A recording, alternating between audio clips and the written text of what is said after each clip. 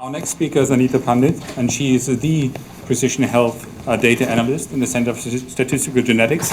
And she's going to present on how to use GWAS on thousands of phenotypes from MGI to determine a better genome-wide significant threshold for GWAS. Thanks, Lars, for that introduction. Thanks, everyone, for sticking around. All right, let's jump right in. So in recent years, the scientific community has seen rapid growth in human biobanks. It's a very exciting time. All of the biobanks shown here combine genomic data with health information, usually derived from patient medical records, although there are some that utilize self-reported information as well.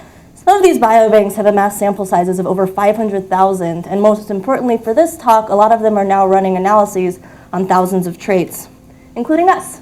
So today I'll of course be talking about our work on the Michigan Genomics Initiative, for which we've run GWAS on almost 1,800 traits. So for this analysis, we took all 42,000 European ancestry participants that were available in Freeze 2 of MGI, and we analyzed 23 million variants, which were imputed out of HRC. For the phenotype data, we started with the electronic health records, and from there we parsed out the ICD-9 and ICD-10 codes, which we then collapsed down into 1,766 phi codes, binary traits representing various traits and conditions. And from there, we ran our genome-wide association studies, or our GWAS. So one thing that I want to note here is that while a typical GWAS analysis might look at one trait or a handful of traits, here we have almost 1,800. And so here's an example of a Manhattan plot for type 2 diabetes and MGI. And here you can see we have 4 clear peaks that have reached genome-wide significance. The 2 in the middle there, TCF7L2 and FTO, these 2 are both known. As for the ones on the outside, these are not previously reported in the literature, so potentially novel findings. And as we go through these 1,800 Manhattan plots, we want to have some sort of metric that allows us to place a certain level of confidence in each finding. Because while it's possible, certainly possible, that the 2 of these are in fact novel associations, it's also very possible that they've popped up simply by random chance. And the reason for that is because we have a multiple testing problem. So as many of you know, the currently accepted genome-wide significance threshold, the minimum p-value that's needed to determine whether or not something's interesting in a GWAS is 5 times 10 to the -8th. However, this has been used for many years. This is calibrated for 1 million independent SNPs across one trait. So now in our situation, we have 23 million SNPs and 1,766 traits. So with more tests being conducted, we expect to see more false positives. And so as biobanks and imputation panels continue to grow, it's time for us to take a step back and sort of evaluate our current methods to see whether they're still relevant, appropriate, or if they can be improved. And so with so many SNPs and so many traits, why don't we do a simple Bonferroni correction? So doing so would give us a genome-wide significance threshold of 1.2 times 10 to the -12th. However, this seems a little bit strict, and we don't want to be too stringent because then we run the risk of potentially losing out on true novel associations. Another issue is that Bonferroni assumes independence of traits and genotypes, but we know that MGI is highly correlated. So for instance, we're analyzing skin cancer and also the subtypes of skin cancer. So we've got the correlation structure among the phenotypes. And also Bonferroni treats all traits and variants the same. So you end up with one threshold that you apply across all of your analyses, which may not be optimal. And that's one of the things that we're trying to discover in this analysis. And so we decided to do a little experiment through permutation analysis. So while Bonferroni controls the family-wise error rate, permutation analysis allows us to obtain an expected false discovery rate for our data. And because we're running it on our actual data set with our traits and our variants, it automatically accounts for any correlation structure and software artifacts that we might observe in our analysis. And so in a traditional permutation analysis setting, you would be running thousands of permutations. That seemed like a lot of work, so we decided to just run one, and this is how we did it. So here we have a data set for MGI where each row represents an individual. And the first thing that we do is we split the data set into males and females. We do this because we want to permute separately within sex to account for sex-specific traits. And from there, we simply shuffle the phenotype vectors. So we take each row of phenotypes and we assign that to a new individual, and we do that throughout the entire data set. And what we've essentially done is we've broken that connection between the genotypes and the phenotypes. And so when we go and we run our analysis, then we expect that all associations that cross that genome-wide significance threshold line now are expected to be false positives. And so this allows us to obtain the false discovery rate for our data. Here we have the results from our permutation analysis. So on the x-axis, we have minor allele frequency. On the y-axis, we have the number of independent false positives observed. And I'd like everyone to focus on the dark blue bars in the middle there. So we can see that for the more common SNPs, we've got about 80 false positives in either category that have popped up just by chance. 240 for the low frequency variants, and 584 for the rare variants. And so summing across all of these, we've got about 1,000 false positives that have shown up in our data just by chance across these 1,766 phi codes. So that's a lot, and that's telling us that in our original GWASs that we ran on the non-permuted data, we'd probably expect about 1,000 of those to be false as well. So going back to those original GWASs, just to recap, we ran GWASs on 1,766 traits, 23 million variants. From there, we took out everything that met that genome-wide significance threshold of 5 × 10⁸. We parsed out the independent hits. Here, we're defining independent simply as the lowest p-value within a 1 megabase region.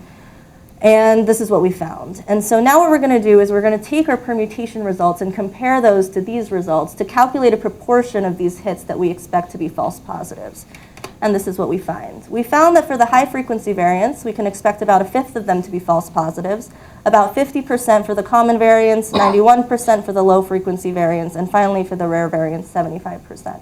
So these numbers are quite alarming, especially as the scientific community begins to become more interested in rare variant association analysis. And these results are telling us two things. First, it's telling us that the currently used genome-wide significance threshold of 5 × 10⁸ does not appear to be appropriate when you're running biobank level analyses, so when you're analyzing thousands of traits.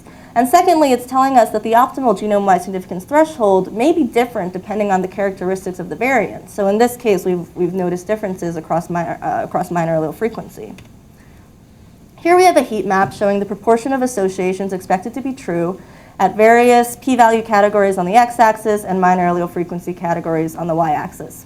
And so I'd like everyone to look over to the right, and we can see that at the more stringent p-value threshold of 5 × 10⁻12, the proportion of associations expected to be true is stable at 100%. So if you see an association that meets that p-value threshold, you can be pretty sure that that's a true finding and that it is in fact associated with the disease.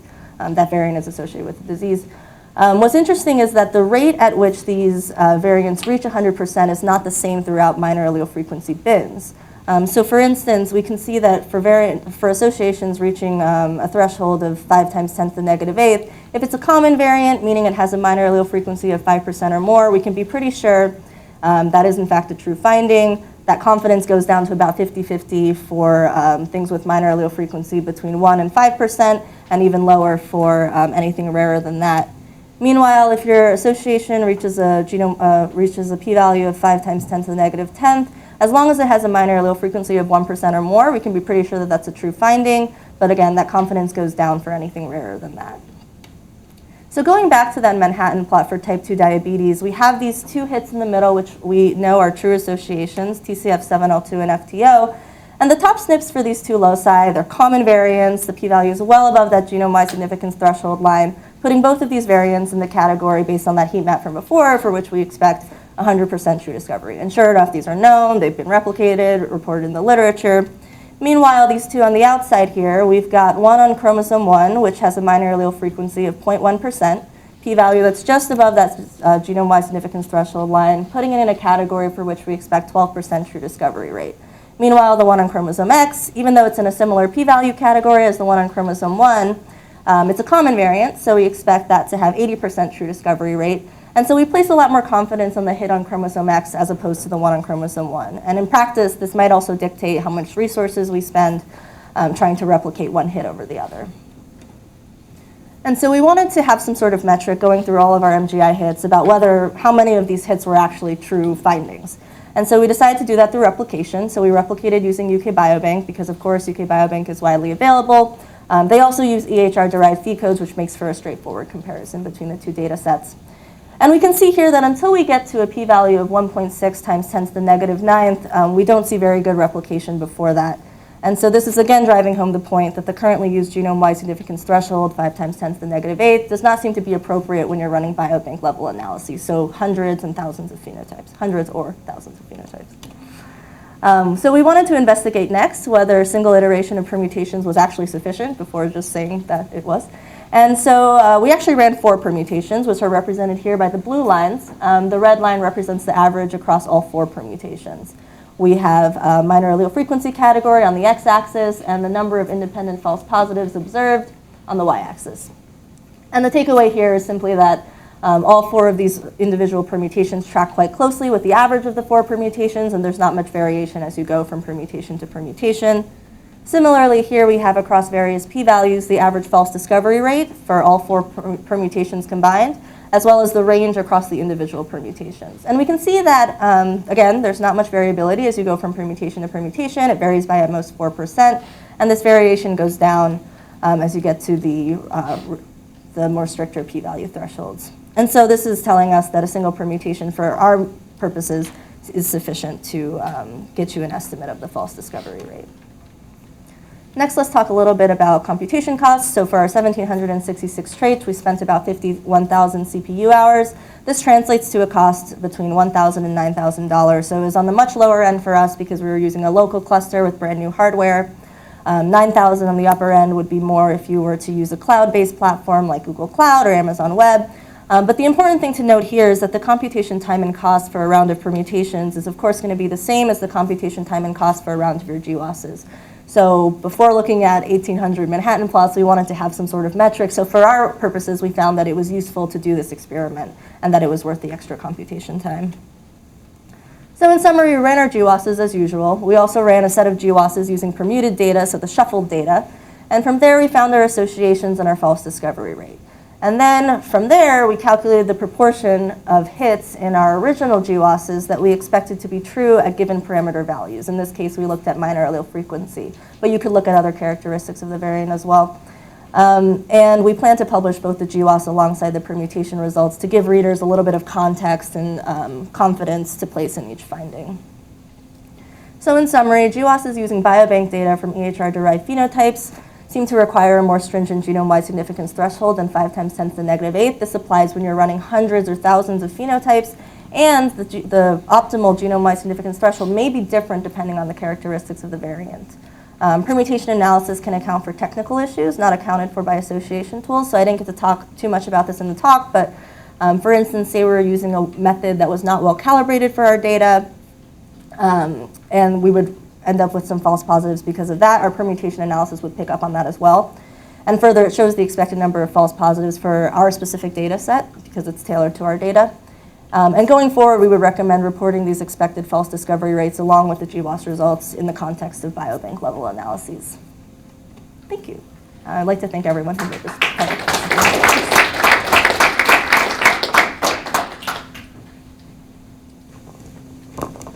Thanks for the talk. I have a question for the distribution for the pheno code. Did you find out the distribution of pheno code have any effect on the final expected p-value? That's a really great question. So we didn't look depending on the characteristics of the trait. We did look at case count, and we found that case count didn't really have an effect on the number of false positives that we observed. But that is definitely something that you could look into. Yeah, it's like positive correlation, like linear regression, or just like 2-order magnitude in correlation? Oh, I see. No, we didn't look into that. Okay, yeah, thank you. But that's a great suggestion. How much would it cost to do the same analysis in UK Biobank? Do you have an idea? Does it scale with size? So we use Sage, and so I know that for step 1 of Sage would take considerably longer. I'm not sure how much longer. But as for step 2, I think that it would take around the same amount of time because it's just streaming of data, right? And so it's based on the number of variants, I think. But step 1 of Sage would take considerably longer. But I'm not sure by how much. We are running a permutation on UK Biobank, so I'll have the answer in in a month. If you have the resources to run this once for UK Biobank, you can do probably twice. Yeah, that's what we figure. Yeah. Okay. Thank you. If not, let's thank the speaker again.